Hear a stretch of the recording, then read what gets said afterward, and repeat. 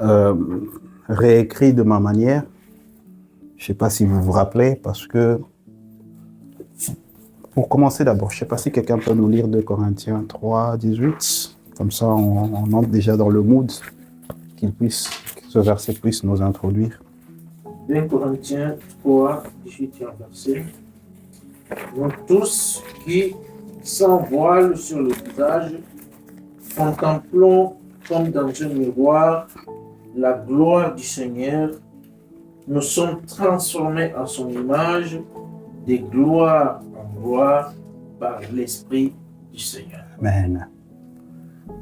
Ce que j'avais dit, c'est que j'avais fait un petit exercice de simplifier ce verset parce que l'apôtre Paul, dans sa façon d'écrire, des fois il prend des contours qui, des fois, nous font perdre. Alors pour simplifier cela, je l'ai écrit de ma manière. Et c'est la façon dont moi j'ai écrit ce verset que nous allons suivre. Je n'ai pas voulu perdre le sens du verset, je n'ai pas voulu mettre des mots qui n'ont pas été utilisés par Paul. Donc j'ai gardé ces mots, mais j'ai juste fait un petit exercice de phrasologie, juste renverser l'ordre des phrases dans le verset. Et je suis venu à nous contemplant comme dans un miroir la gloire du Seigneur avec un visage découvert, et nous sommes transformés en son image par le Saint-Esprit, et c'est là de gloire en gloire. Pour moi, c'était plus simple de lire ça comme ça, et j'ai préféré garder cette forme de ce verset pour notre exploitation. Et la semaine passée, nous avons exploré les premiers mots. Nous avons d'abord donné les mots-clés qui sont dans ces versets, et ces mots-clés sont ici. C'était visage, découvert, contemplé, gloire du Seigneur, transformé, image et puis Saint-Esprit. Donc, la semaine passée, nous avons exploré c'était quoi visage découvert. Nous avons dit que un visage découvert, ça veut dire avec un visage qui n'a pas été voilé, parce que dans ce verset, si on lit dans dans ce passage, si on lit Paul au verset 17, il est en train d'expliquer comment Moïse, quand il rencontrait Dieu à la montagne et il descendait, il était plein de gloire de Dieu, que les peuples d'Israël n'arrivaient pas à le voir, alors il devait porter un voile pour que eux ne puissent pas voir la gloire de Dieu que lui il avait expérimentée dans les hautes montagnes. Alors, Paul explique que ce temps-là est passé parce que nous savons tous que notre Seigneur Jésus-Christ est mort sur la croix pour nous. Et cette œuvre sur la croix, l'objectif de cette œuvre sur la croix, c'était de faire tomber ce voile-là, qui était aussi imagé dans le tabernacle, ce qu'on en a parlé, dans le lieu très saint, où il y avait un voile qui était protégé par des chérubins, pour que les souverains sacrificateurs puissent avoir accès à la gloire de Dieu qui était dans le lieu trop saint. Alors ce jour-là, à la croix, quand Jésus-Christ a dit que tout est accompli, ce voile est tombé. On a dit qu'il a été déchiré de haut en bas. Et j'ai aussi dit que ce voile-là était représenté aussi par le corps du Christ, celui qui a donné sa vie, il a donné son corps, il a versé son sang pour que ce voile-là tombe, afin que nous tous, nous puissions avoir aujourd'hui cette grâce, nous tous qui croyons en lui, qui croyons en cette œuvre de la croix, que nous puissions avoir cette grâce-là d'accéder à la gloire de Dieu qui a dans le lieu très saint. Et j'ai aussi expliqué que le fait d'avoir le visage découvert, de ne pas avoir ce voile, c'était le fait que nous avons le Saint-Esprit en nous qui est ce sceau qui a été mis en nous par le Christ. Et j'ai expliqué avec un exemple très simple pour dire que, pour donner un exemple concret qui est le mariage, parce que le Christ c'est l'époux et nous sommes l'épouse, l'Église. Lui, en venant sur terre, il est venu nous préparer en tant qu'épouse pour qu'il puisse revenir nous prendre. Alors, avant de partir, il nous a laissé cette garantie, ce gage-là pour nous dire que, OK, maintenant que vous êtes à moi, maintenant que tu es ma fiancée, voilà cet anneau, voilà cette alliance, voilà ce sceau qui va te garantir que je vais revenir. Il y a beaucoup d'images dans l'Ancien Testament qui expliquent ce que Jésus-Christ a fait sur la croix ces jours-là, cette concrétisation. On ne va pas vraiment aller en détail dans ça. Et après, on a parlé de type de voile qu'il y avait. Et le premier voile, c'était l'absence du salut. Le fait de ne pas croire en Jésus, l'absence de l'œuvre de la croix dans nos vies ou dans la vie de l'humanité. Donc, avant Jésus-Christ, il y avait ce voile-là parce qu'ils n'avaient pas encore le salut, parce que Christ n'était pas encore mort. Et aujourd'hui, tous ceux qui n'ont pas encore reçu le Christ n'ont pas le salut et d'un coup, ils ont ce voile-là qui les empêche de voir la gloire de Dieu. Et Paul, dans le verset 17, est en train d'expliquer comment les Israéliens jusqu'aujourd'hui, les Israélites jusqu'aujourd'hui, ils ont encore ce voile-là parce qu'ils n'ont pas encore cru en la mort et à la résurrection du Christ. Ils sont toujours en train d'attendre le Messie qu'il vienne. Donc, cela les empêche de voir les Écritures en toute leur vérité et ça les met un voile sur toutes les révélations que Dieu peut donner à l'humanité. Et nous avons parlé du deuxième voile qui était l'incrédulité. L'incrédulité, nous avons dit, l'incrédulité, ce n'est pas à confondre avec le fait de ne pas connaître Dieu. L'incrédulité, ça va plus loin que ça. L'incrédulité, c'est aussi connaître, être enfant de Dieu, avoir accepté Jésus-Christ comme Seigneur et Sauveur, mais douter de toute sa capacité. Notre Dieu est omnipotent, omniprésent, omniscient. Il connaît tout, il sait tout et il est partout. Donc, s'il arrive à un moment de notre vie que nous commencions à douter de cette nature de Dieu, de ces trois natures de Dieu, ou bien de toutes les natures de Dieu, nous devenons incrédules. On a donné beaucoup d'exemples.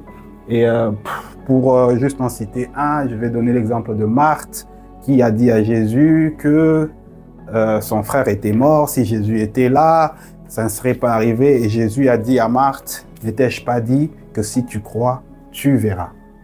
Donc, Marthe, c'était quelqu'un qui croyait en Jésus. Marthe connaissait les capacités de Jésus. Marthe savait que Jésus pouvait guérir Lazare, mais Marthe doutait de la capacité de Jésus de ressusciter Lazare. Ça, c'est une forme d'incrédulité. Et nous avons dit que nous sommes nombreux ici qui avons cette incrédulité-là.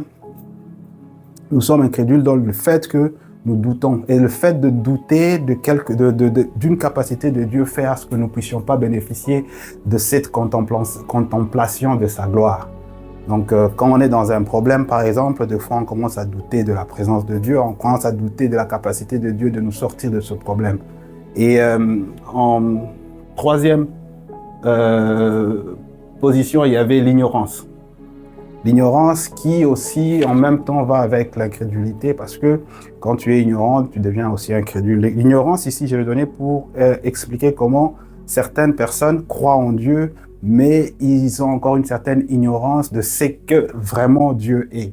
Donc, j'ai invité, la parole de Dieu nous invite à lire les Écritures pour connaître davantage le Dieu que nous servons. Plus nous le connaissons, plus nous allons découvrir sa gloire et plus notre foi en lui est en train de grandir. Et pour ne pas traîner tout ce qu'on a dit la semaine passée, en dernière position, il y avait la religion. Et quand on a parlé de la religion, j'ai donné l'exemple. On a dit que non, il y a certaines pratiques religieuses qui, des fois, nous empêchent, certaines habitudes religieuses qui nous empêchent de voir la gloire de Dieu. Et l'exemple que j'avais donné là-bas, c'était de moi-même, moi qui ai grandi dans une culture catholique où on va à l'église, on chante, on ne voit pas de miracles. Et ça devient difficile pour nous de croire que Dieu va faire des miracles. On s'imagine que Jésus, les miracles sont restés dans la Bible. Aujourd'hui, les miracles, ça se fait pas. Les miracles, c'est un truc de magicien et tout. Et ça, c'est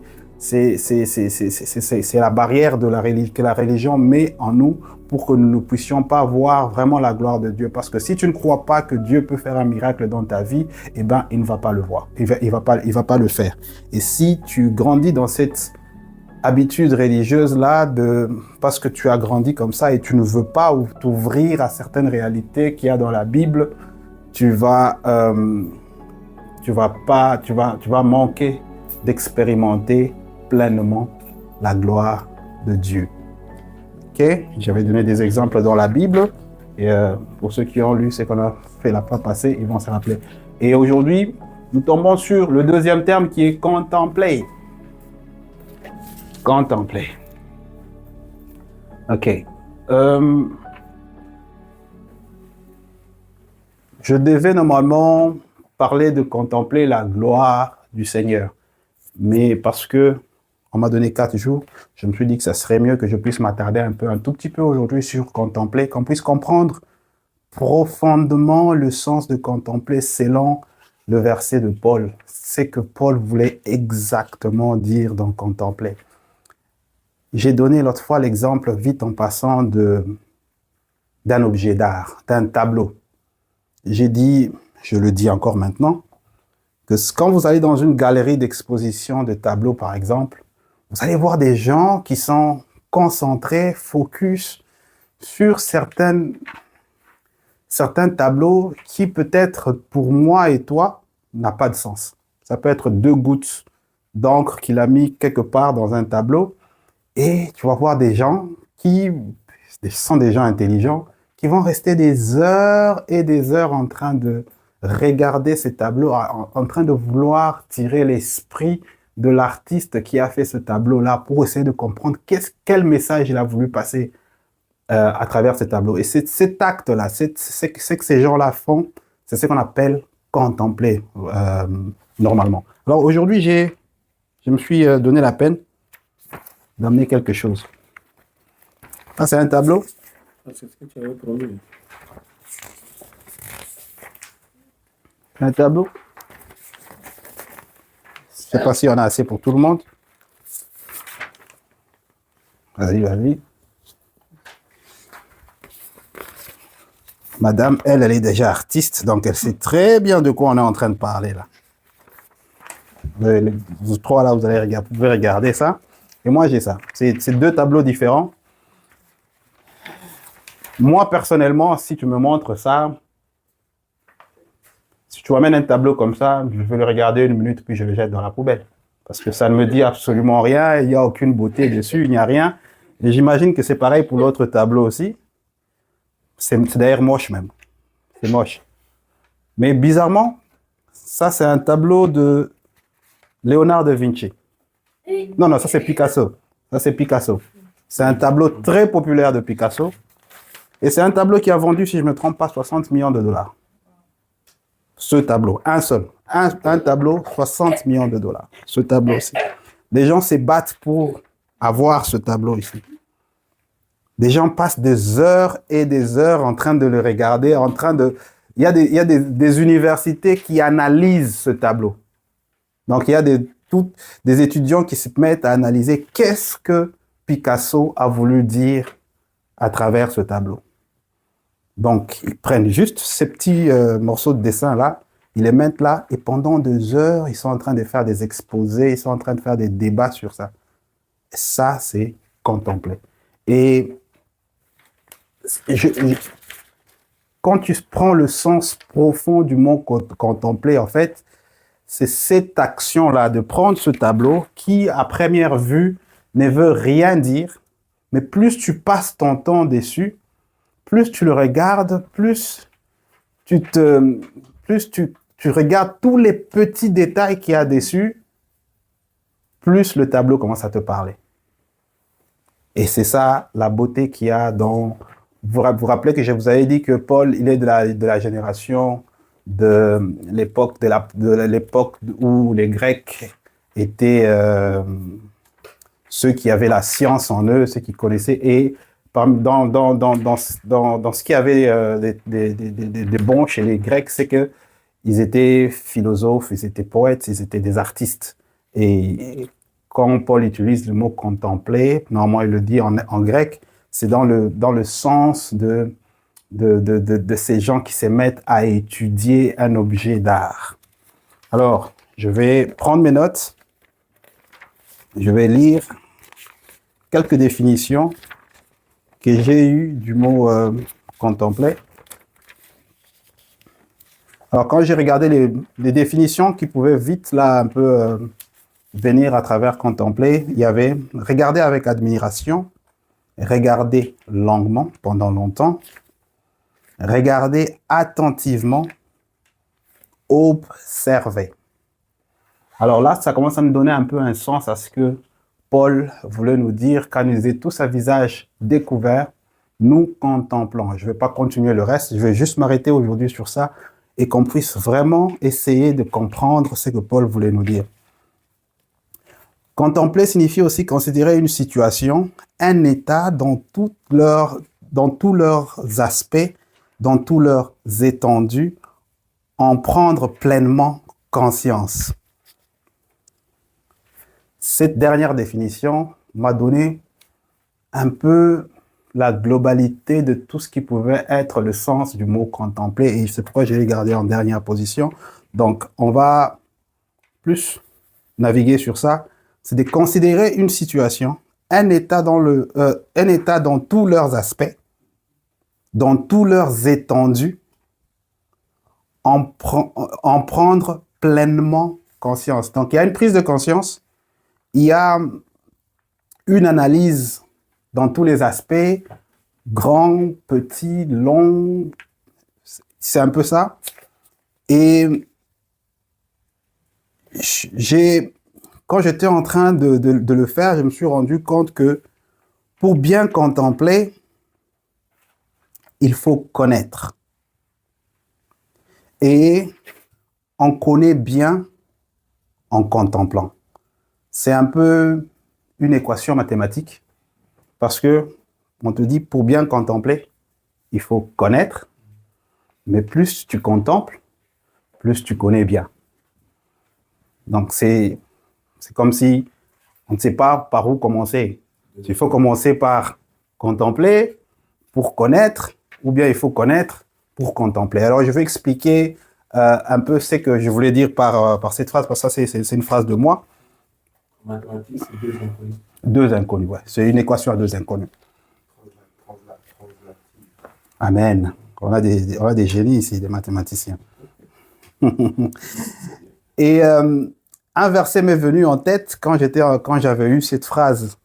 C'est pas juste un verset, c'est une histoire de la Bible. C'est dans... Je n'ai pas écrit tous mes versets aujourd'hui. C'est dans Jean. On connaît tous l'histoire. C'est l'histoire de Jésus et la Samaritaine. Jean 4, 20. Je ne sais pas si quelqu'un a la Bible avec lui direct, il peut nous lire Jean 4, 20.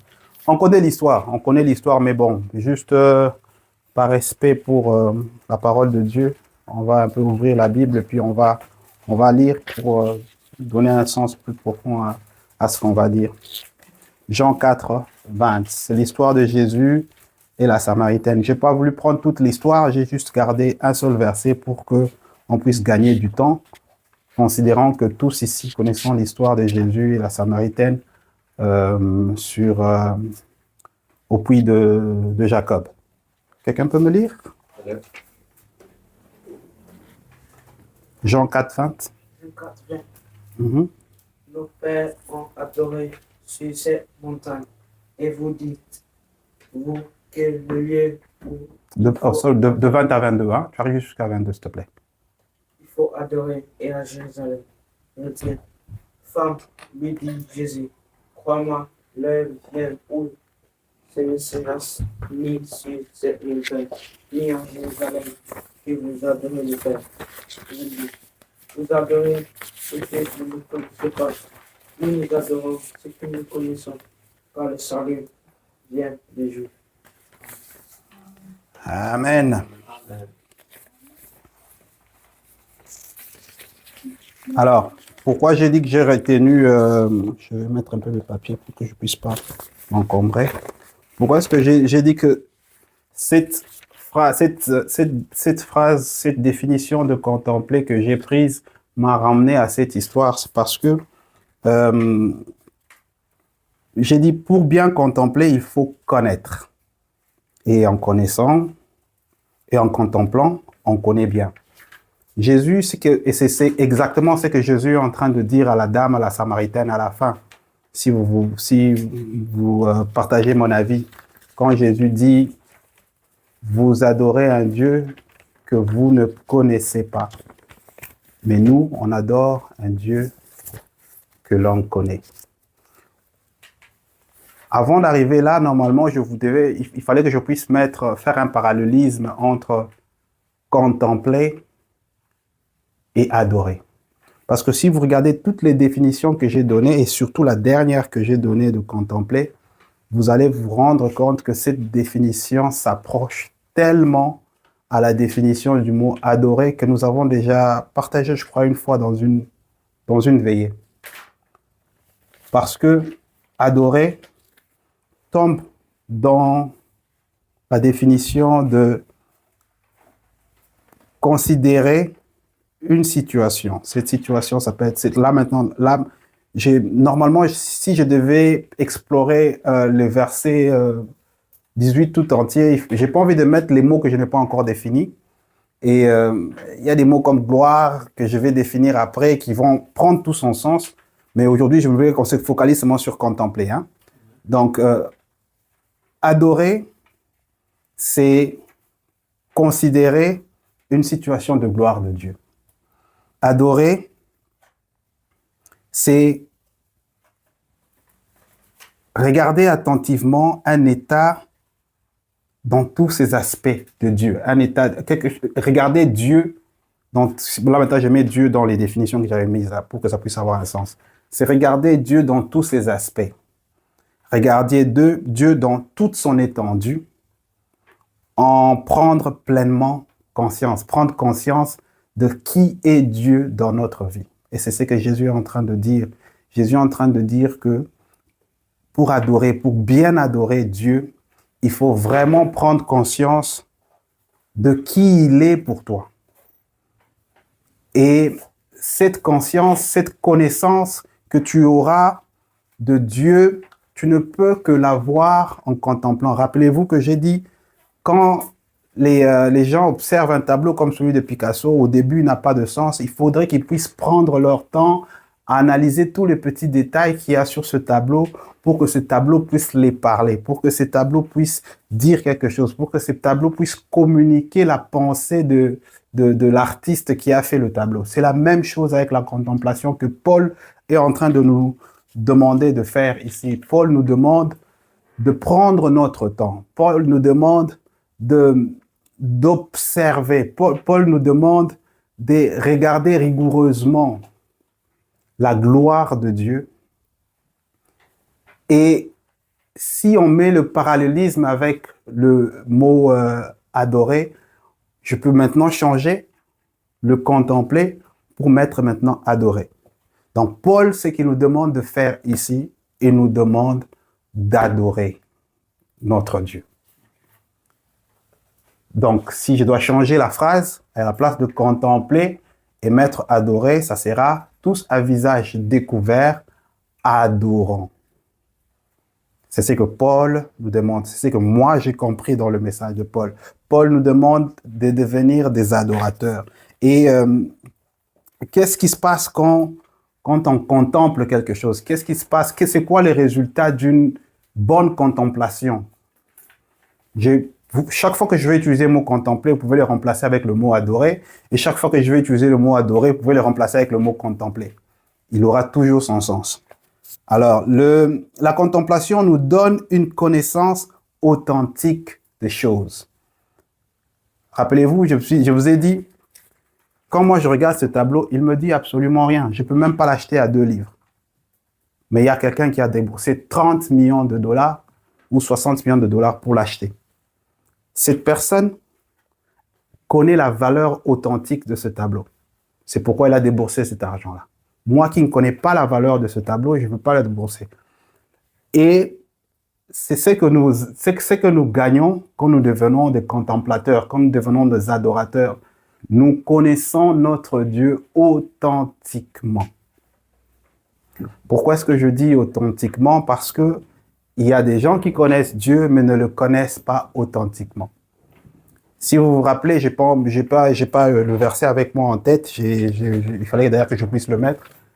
Si vous vous rappelez de l'histoire de Job et ses amis, il y a les amis de Job qui viennent dire des trucs à Job par rapport à Dieu. Ils lui disent, Dieu n'est pas content parce que tu as fait ceci. Ils lui disent beaucoup de choses. Mais quand Dieu vient devant Job et lui demande, Dieu lui dit quelque chose qui est très intéressant. Il lui dit, prie pour tes amis parce qu'ils ont dit des mauvaises choses sur moi. Je sais pas si vous avez le verset. Normalement, il faudrait que je puisse le donner. Je viens juste de me rendre compte maintenant. Ça vient juste de me venir maintenant dans ma tête. Donc, qu'est-ce qui se passe là-bas?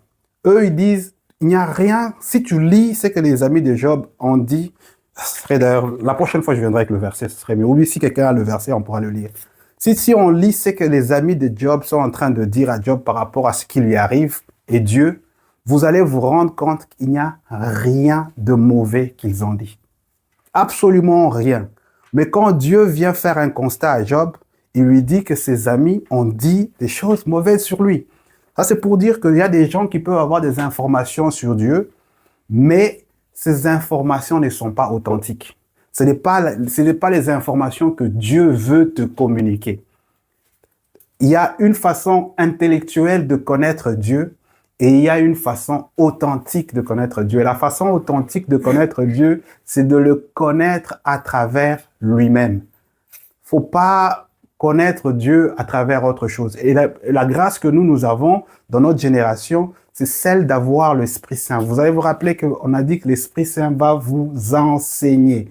Elle vous parlera de moi. Il va témoigner Jésus en vous. Et c'est ça le rôle de l'Esprit Saint en nous. Et le rôle de l'Esprit Saint, c'est celui de nous faire connaître Dieu authentiquement. De nous le faire connaître comme Dieu veut qu'on puisse le connaître. Pas comme le monde veut qu'on puisse le connaître. C'est ça la connaissance authentique dont je parle ici qui découle de cette contemplation. Quand on devient un adorateur, on laisse l'espace à l'Esprit Saint de nous parler, de nous dire qui est ce Dieu que nous sommes en train d'adorer. C'est pourquoi quand j'ai dit que la contemplation, ça demande une certaine connaissance à la base. Parce que pour se retrouver dans cette galerie-là et observer ce tableau, il faut connaître que les tableaux existent. Il faut connaître que un tableau, il faut le regarder. Un tableau, il faut le contempler. Un tableau, il faut l'analyser. Si tu n'as pas cette information-là à la base, tu seras comme moi qui regarde ce mot, ces gens sont des malades, et puis ils passent. Mais quand tu as déjà cette information, cette petite connaissance déjà à la base qui te dit qu'il y a un tableau, et ce tableau, bien qu'à la première vue, il est comme ça, plus tu restes devant, tu vas découvrir des choses dedans. C'est ça, c'est le premier connaître dont je parle, de connaître là pour contempler. Donc, si tu n'as pas cette connaissance, tu ne pourras pas contempler. Et si cette connaissance n'est pas authentique non plus, tu ne pourras pas aussi contempler convenablement. Pour ce qui est de Dieu, il nous permet de connaître celui qu'on contemple comme celui que nous contemplons, pour que nous puissions le connaître. Okay.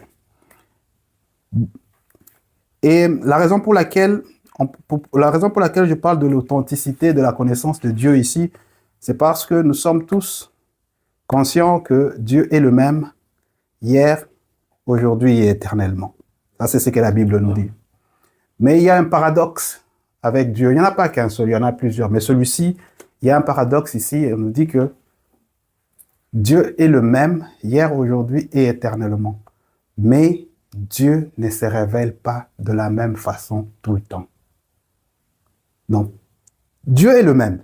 Il ne change pas, il est le même. Mais si tu te contentes juste de le connaître comme ça, tu vas rater beaucoup de choses. Et c'est pourquoi j'ai parlé de la connaissance authentique. Parce que la connaissance authentique, c'est cette connaissance que le Saint-Esprit te donne de Dieu. Et cette connaissance que le Saint-Esprit te donne de Dieu, c'est une connaissance qui est variable. Dans le sens où, aujourd'hui, frère Peter avait demandé une requête pour qu'on puisse prier. Je crois que c'était lui qui a demandé qu'on prie pour les malades. Dieu peut se révéler à toi aujourd'hui comme ce Dieu qui guérit. Demain, il se révèle à toi comme ce Dieu qui sauve. Donc il sait à quel moment et comment se révéler à toi. Bien que ces révélations sont différentes, mais ces révélations ne font pas de Dieu un Dieu différent. Ça fait de Dieu toujours le même Dieu qui est le même aujourd'hui, hier et éternellement.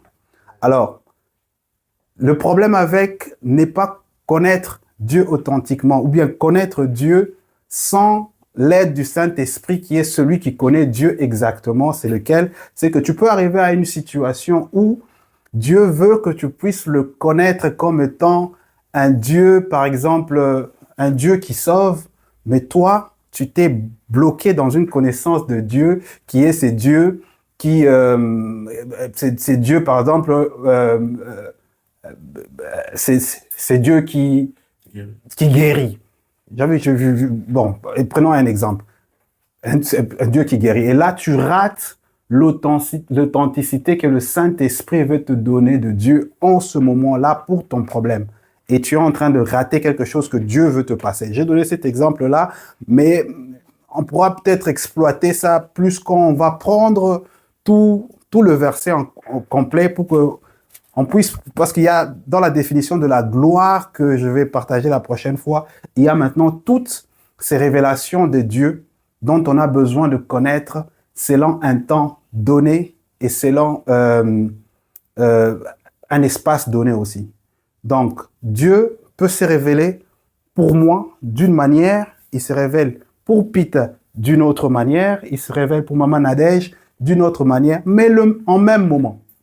Donc, Dieu veut que moi, je puisse le voir aujourd'hui comme ça, mais il veut que Maman Nadège puisse le voir différemment pendant qu'on est tous dans une même réunion de prière. Alors, il est important maintenant de savoir, avec l'aide du Saint-Esprit, qu'est-ce que Dieu veut vraiment? Comment est-ce que Dieu veut que je puisse le connaître aujourd'hui? Et c'est ça, ce sont des choses qui arrivent quand on arrive à contempler Dieu par l'aide du Saint-Esprit. Il faut bien mettre l'accent sur le mot contempler là, parce que le contempler doit rester dans son sens où il faut prendre du temps, il faut puiser, il faut diguer et tout ça. Et le deuxième bénéfice de la contemplation, c'est que on arrive à connaître Dieu profondément quand on contemple Dieu. Quand on contemple quelque chose, on arrive à la connaître profondément. Quand tu contemples ce tableau, tu vas arriver à découvrir toutes les richesses qu'il y a dans le pinceau de M. Picasso qui a fait ce tableau. Et tu vas maintenant comprendre pourquoi il y a quelqu'un qui a déboursé 60 millions pour acheter ce tableau-là. Et tout ça, c'est dans la profondeur que renferme ce tableau. Et ces profondeurs, tu ne peux que les voir après une certaine contemplation. J'étais en train de parler avec quelqu'un et je lui ai dit, les profondeurs, c'est bizarre parce que toutes les bonnes choses, très souvent, on les garde dans les profondeurs. Les pierres précieuses, le diamant, il faut creuser pour obtenir la pierre précieuse. Si tu ne vas pas trop loin, tu auras le sable. Il y aura du sable, tu vas trouver des pierres qui n'ont pas de valeur. Petit à petit, tu es en train de descendre, tu vas tomber sur le diamant. Et le diamant, il est dans la profondeur et il a une très grande valeur. Et j'ai été informé de quelque chose que je ne connaissais même pas. Et c'était la semaine passée. Il paraît que c'est la même chose même pour les poissons, pour ceux qui sont pêcheurs. Les poissons qui ont plus de... c'est quoi cette vitamine qu'il y a dans les poissons? L'oméga 2, oméga 3, oméga 3. Les poissons qui ont le plus d'oméga 3 sont les poissons qui vivent dans les profondeurs de l'eau. Donc, un vrai pêcheur, celui qui veut pêcher un poisson cher, un poisson qui a le plus de protéines, de vitamines et tout, des oméga 3, il va chercher le poisson dans les profondeurs. C'est la même chose avec un vrai adorateur.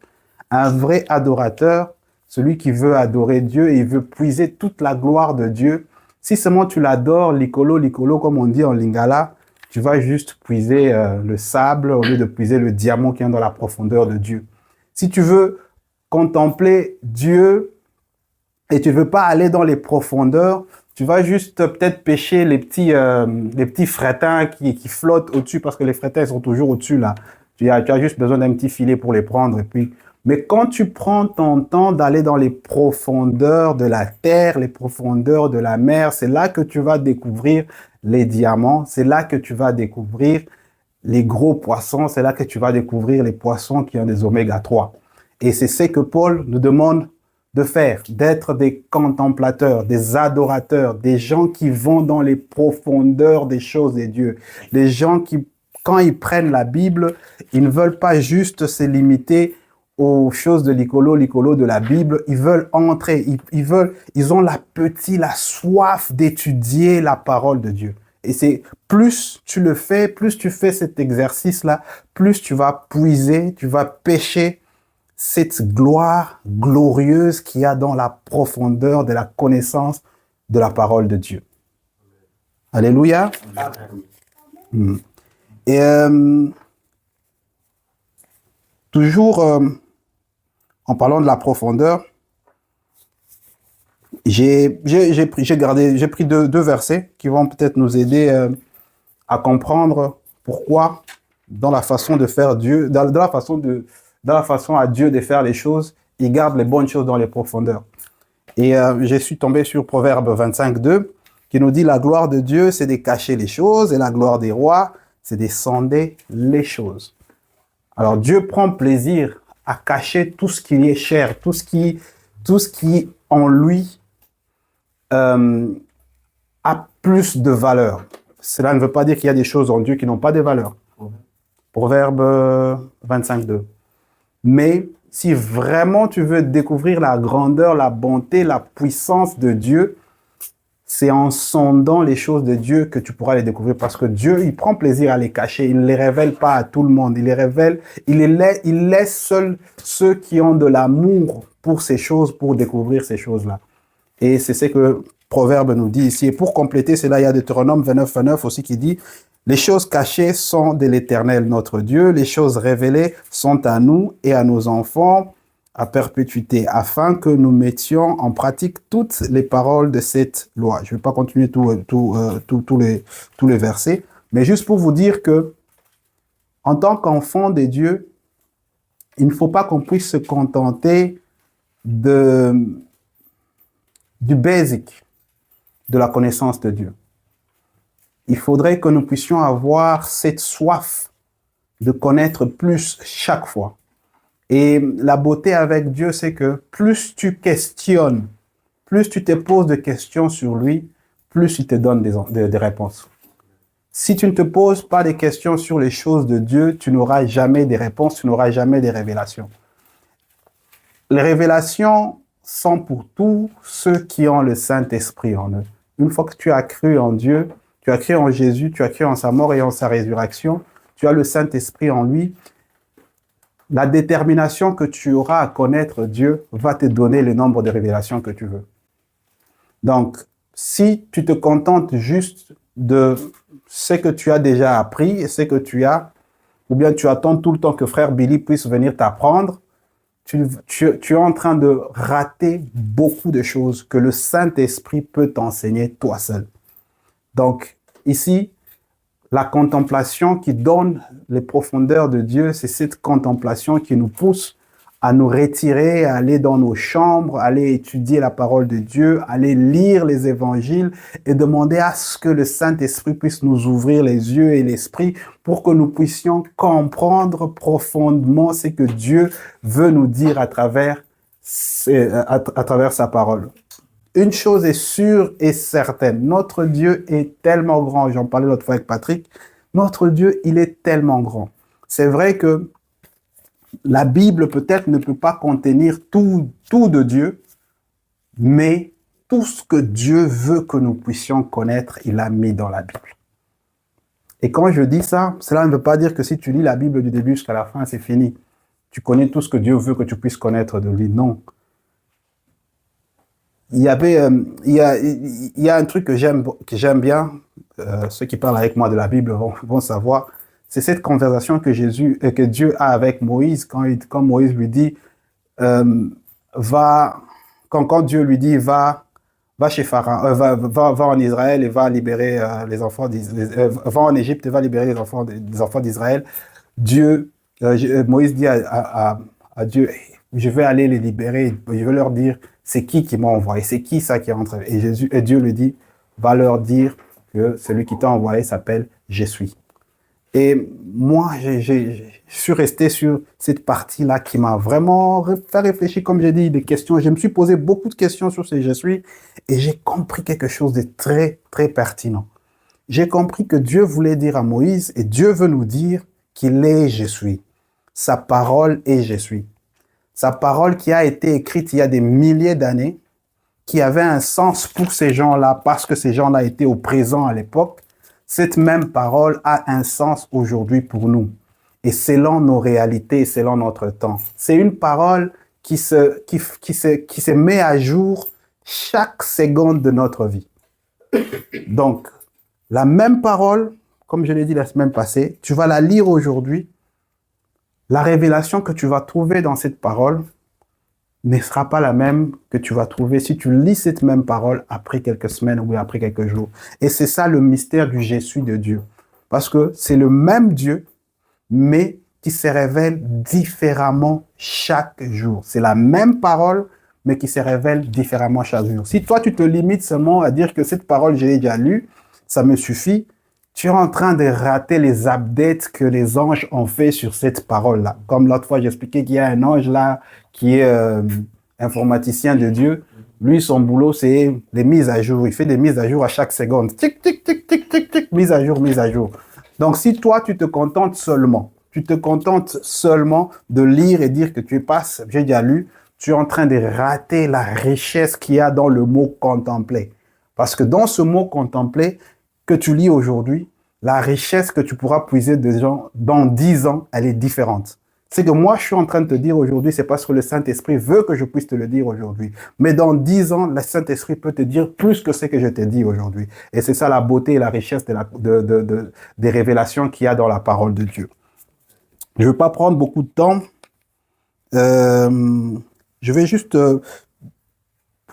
il y a quelque chose d'intéressant que j'ai trouvé sur les profondeurs. Pour connaître Dieu en profondeur, c'est que pour connaître Dieu en profondeur, il y a des étapes, il y a des échelons. Et moi, j'ai essayé de les catégoriser peut-être en 3 ou 4. Ça va dépendre de comment on peut voir ça. Et la première étape, c'est cette étape où on est ignorant. Dieu veut que quand nous venons vers lui, que nous puissions nous comporter en ignorant. Il ne faut pas venir croire que tu connais déjà.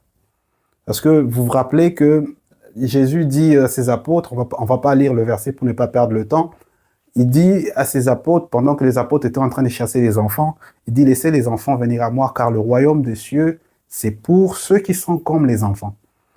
Et les enfants, ce sont des innocents, des ignorants innocents. Les enfants posent des questions à propos de tout. Dans les histoires de Dieu, dans la parole de Dieu, si tu crois que tu connais tout, ou bien tu connais beaucoup, eh bien, rassure-toi que tu ne connais encore rien. Et ce fait de croire que tu connais va mettre une barrière à certaines révélations que peut-être tu devais avoir. Il y a beaucoup de ça va t'empêcher à connaître plus. Donc, l'approche qu'il faut prendre, c'est celle de venir comme étant ignorant et avoir cette volonté-là d'apprendre, vouloir à ce que le Saint-Esprit puisse t'apprendre davantage parce que tu ne connais rien. Notre Dieu, il est tellement grand, il y a beaucoup de choses à apprendre sur lui. Le temps que nous avons sur Terre ne suffit pas pour qu'on puisse le connaître assez. Donc, il faut avoir cette attitude d'ignorant devant Dieu, s'humilier, se rabaisser, montrer que tu ne connais rien pour que le Saint-Esprit puisse te faire des révélations sur qui est le Dieu que nous prions. Et la deuxième étape, c'est cette étape d'information.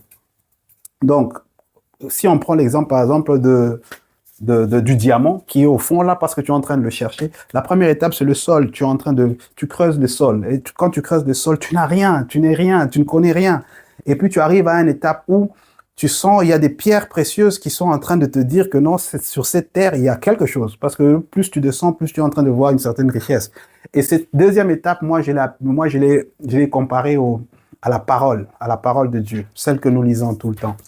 Donc, quand tu commences à lire la parole de Dieu, au début, elle te donne que des informations. On te parle d'un certain Abraham, on te parle d'un certain Moïse. Tout ça, ce sont des informations.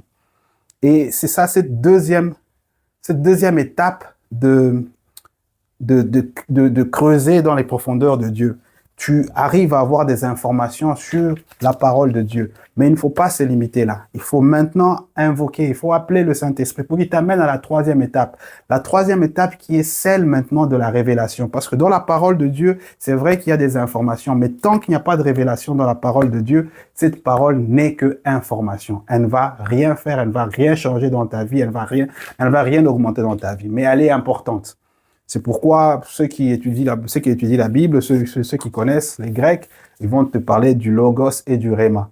La deuxième étape, c'est l'étape du Logos et la troisième étape, c'est l'étape du Rhéma. L'objectif pour nous, c'est arriver à cette étape-là où nous arrivons au Rhéma. Et pour arriver au Rhéma, comme j'ai dit, les 3 étapes que j'ai données, il faut d'abord accepter qu'on ne connaît rien, lire la parole de Dieu qui est le Logos et demander à ce que le Saint-Esprit puisse nous donner des révélations sur ces Logos-là. Et une fois que nous avons des révélations sur les Logos et nous sommes enseignés sur le Logos et que nous avons ces révélations-là, non, sur les Rhémas plutôt, une fois que nous avons les Rhémas, c'est le Rhéma maintenant qui va nous transformer.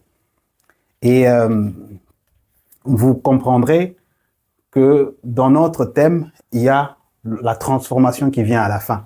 Donc, la troisième étape de la profondeur, de la connaissance de Dieu en profondeur, est cette étape qui nous amène à la transformation. Je ne veux pas parler de la transformation aujourd'hui parce qu'on m'a donné beaucoup de temps, donc je veux juste me limiter sur contempler, donc je ne vais pas toucher les transformer. La prochaine fois, vous allez comprendre comment les 3 étapes-là qui nous amènent au Rhéma, nous amènent à la transformation. Et je crois que je ne vais pas prendre tout le temps. Il est quelle heure, s'il vous plaît? 43. Donc, je vais finir par peut-être une conclusion du contempler. La volonté de Dieu a toujours été... Quand Dieu nous a créés, il nous a créés pour un but, for a purpose. Et moi, quand je lis la Bible, du début jusqu'à la fin, je vois qu'il n'y a qu'un seul purpose qu'il y a dans la volonté de Dieu en nous créant. Et cette volonté, et ce but-là est que nous puissions l'adorer. C'est vrai que c'est peut-être ennuyant pour certains.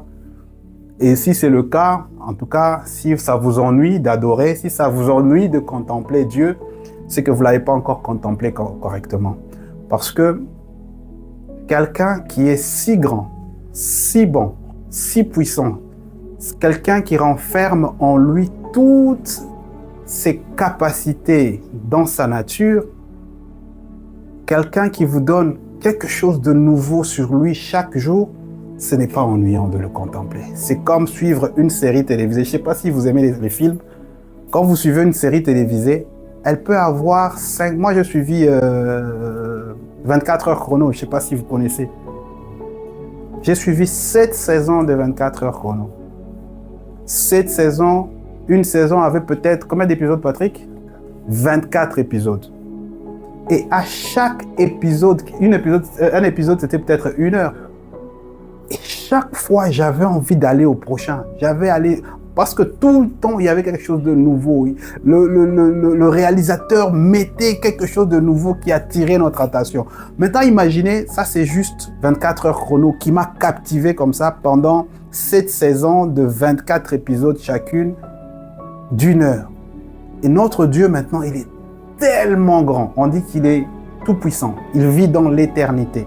Et la Bible nous dit que nous ne nous rassasierons pas de le connaître. Donc, chaque jour, on va découvrir quelque chose de glorieux à propos de Dieu. Donc, ce n'est pas ennuyant. C'est comme une série télévisée qui va durer l'éternité. Dans toute notre vie, en commençant par notre vie sur terre, nous avons ce devoir-là de contempler la grandeur de Dieu, contempler la gloire de Dieu. Et une fois que nous commençons à contempler la gloire de Dieu, c'est comme une série télévisée. Peut-être au début, c'est boring. C'est peut-être ennuyant au début. Mais plus tu te plonges dedans, plus tu prends le goût. Je ne sais pas si vous avez suivi Casa del Patel. Plus tu suis, plus tu sens la beauté, la bonté. Et tu n'as plus envie d'arrêter de suivre ce film-là. C'est la même chose avec la gloire de Dieu. Une fois que tu commences à contempler la gloire de Dieu, tu n'as pas envie que ça puisse finir. Et pour ceux qui croient que c'est ennuyant, j'ai une mauvaise nouvelle pour eux. Et cette mauvaise nouvelle, c'est que même quand on va mourir, on va aller au paradis. Ce qu'on va faire, c'est continuer à contempler la gloire de Dieu. Là-bas au paradis, ça ne sera pas la fête comme vous le pensez. On va prendre plaisir à contempler la gloire de Dieu. Et ce que nous sommes en train de faire ici sur terre, c'est juste une préparation. On est en train de nous préparer à cette ambiance qu'il y aura au paradis. Et cette ambiance au paradis, vous savez, s'il y a quelqu'un qui est allé au paradis, qui est dans la Bible, c'est Jean. Qu'est-ce que Jean nous dit? Jean nous dit quand il était au paradis, il voit les 24 vieillards qui ont des couronnes et tout le temps ils sont en train de déposer leurs couronnes. Et quand il dit ça, il dit pas que non, ils l'ont fait 2 fois, ils l'ont fait 3 fois. Non, au paradis, il n'y a pas le temps, c'est continuel, c'est éternel. Éternellement, ces 24 vieillards étaient en train de contempler le trône de Dieu et ils étaient tout le temps impressionnés par cette personne de Dieu. C'est ce que nous aussi nous allons faire et c'est ce que nous devons faire ici sur terre. Nous devons prendre cette habitude de le faire et vous allez voir que c'est très bon. C'est très bon parce que ces 24 vieillards, chaque fois, j'imagine, j'étais en train de donner un exemple, chaque fois qu'ils déposent, ils disent « Oh, mais c'est Dieu, il est terrible, je dépose ma couronne. » Il se relève, il regarde « Oh, je n'avais pas vu que derrière il avait... Oh non, il prend encore, il dépose encore. » C'est un peu ça la contemplation. Ils sont là éternellement en train de contempler le trône de Dieu et chaque fois, ils découvrent quelque chose de nouveau qui les ébahit. Chaque fois, ils découvrent quelque chose de nouveau qui les impressionne à propos de Dieu. Et c'est ça Dieu. C'est ça le Dieu que nous prions. Le Dieu que nous prions, il a des capacités, il a une beauté, il a une gloire impressionnante que nous n'allons jamais nous fatiguer d'être impressionnés par lui.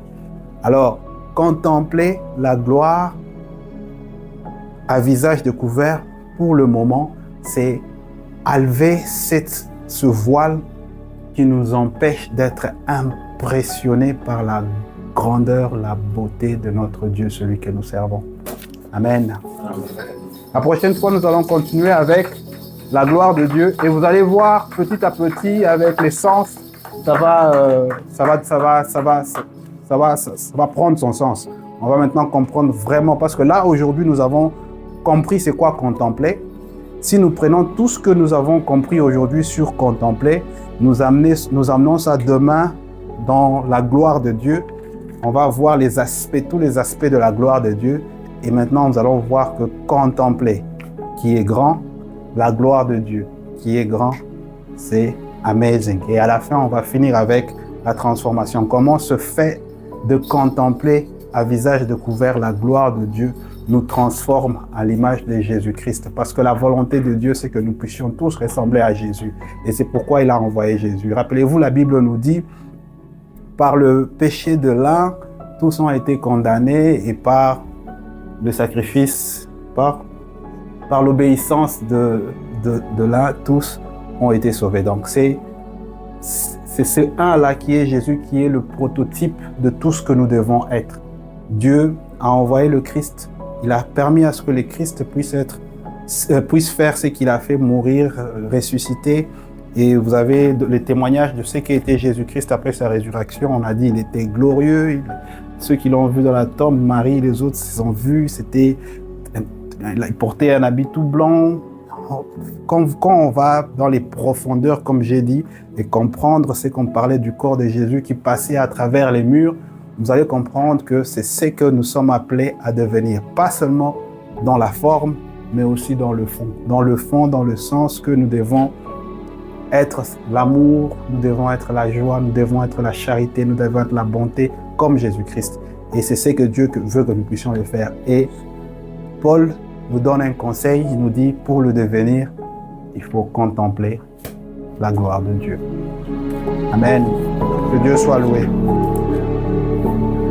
Je vous ai donné tous un tableau qui vaut pas moins de 30 millions, donc vous êtes tous riches maintenant aujourd'hui.